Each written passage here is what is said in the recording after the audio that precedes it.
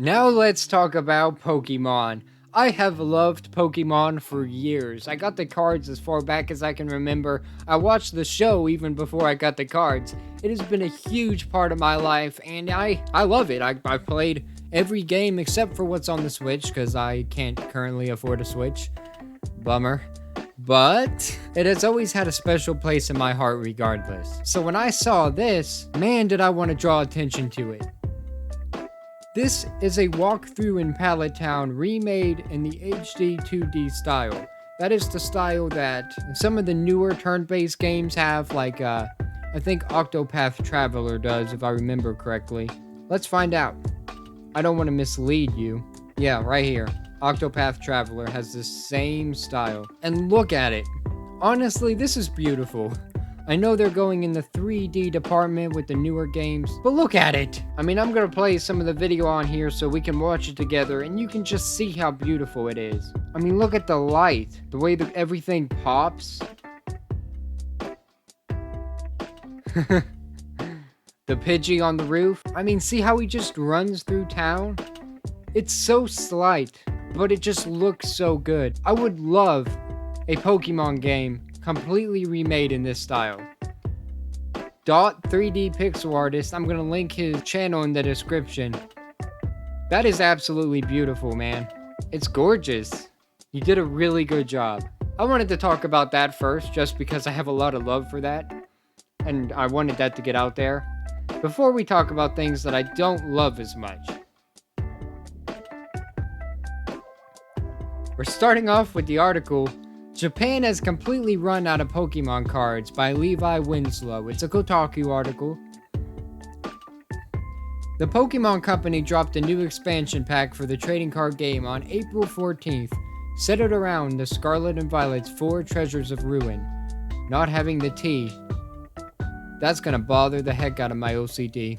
The new packs are called Clayburst and Snow Hazard. The Poke Influencer can only be acquired in Clayburst, and it's that fact that has collectors going wild in Japan, as it now has special illustration rare card which, as YouTuber PTC Gradio put it in an April 16th video. I'm so sorry if I butchered that, bro. It is the most expensive card we have basically seen to date.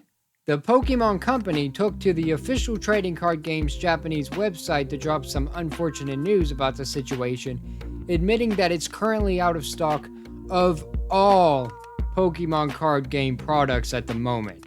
Of all of the products. That's absolutely crazy. But what's even crazier, this is just a few days after we learn about the biggest Pokemon card theft in history, possibly. This article by Ethan, that guy, says it certainly looks like someone might have stolen a bunch of rare Fusion Strike cards from the Pokemon Company.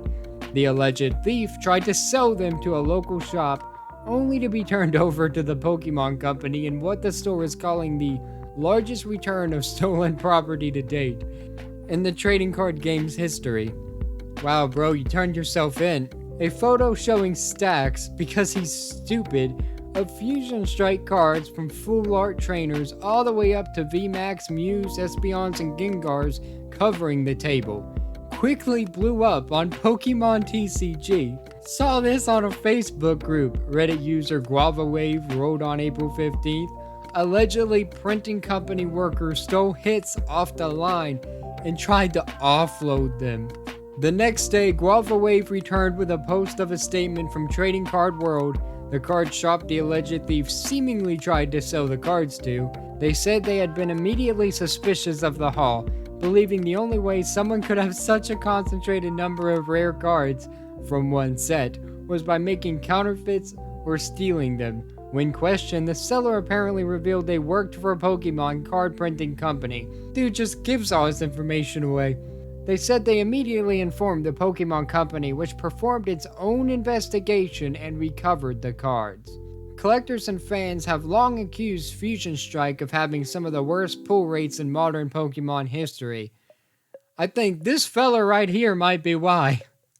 The funniest part about this is if this guy had any common sense whatsoever, He would have sold these things individually to multiple shops or online on different accounts or something. He would have put some effort into seeming smart, but instead, he decided to do this. Bro came in and was like, yo, look at this. I got a bunch of rare cards. This is practically a chest of gold, but I didn't steal it from under the sea. Like this man trying to convince me he didn't go scuba diving in a shipwreck for this.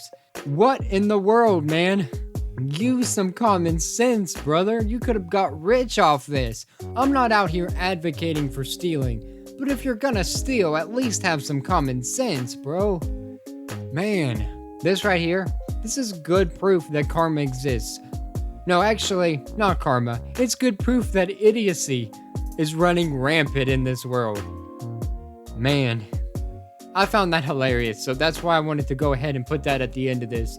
Makes the video a little longer. It's Pokemon related, and it's just hilarious how two articles fit together so well. If you decided to listen to me talk about Pokemon for some reason or another, thank you. For more news, reviews, and whatever we choose on all things nerd, subscribe. We would love to have you and have a conversation with you. If you got any thoughts on Genius Jim over here, let me know. I would love to know what you think was going through the man's mind, because I don't think it was much. And let me know your thoughts on that demo as well. That walkthrough, dude, I love it. So if you don't, tell me why, let me know. Pray that Nintendo doesn't decide to try to take it down or something. They do what they want over there, I swear. And above all else, have a great day. Thank you. For more news, reviews, and whatever we choose on all things nerd, subscribe. And above all else, have a great day. Thank you.